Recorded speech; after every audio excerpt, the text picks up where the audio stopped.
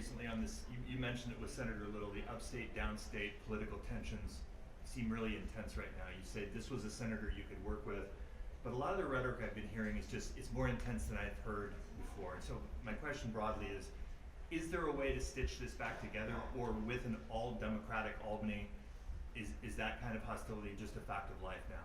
Look, I think it's much worse than that. I don't think it's about upstate, downstate.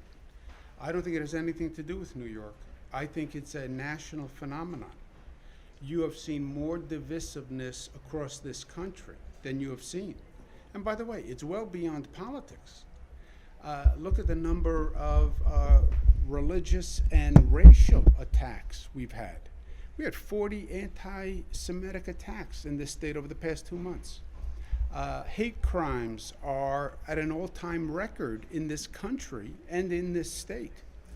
So I wish it was only politics, and I wish it was only New York. It is a divisiveness that is all across this country. It's race, it's religion, it's immigration status, where you come from, it's sexual orientation, it's all of that. And it's the greatest threat this nation has ever faced, in my opinion. Solution is we have to remember what made us Americans in the first place. And we have to remember that we're all from a different place. And you can't start to say, well, you're different than me, because we're all different from each other. The only commonality we have is that we are different.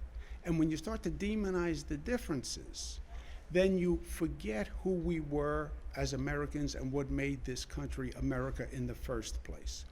And it is a cancer within the body politic.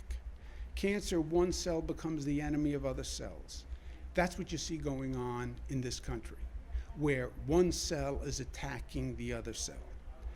No outside entity can defeat us, but we can defeat ourselves.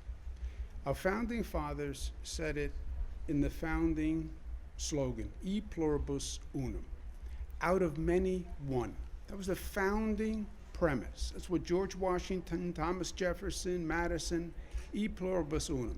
We're all different. We're all coming from different places, but we believe we can forge one nation from different races, religions. That's the American formula.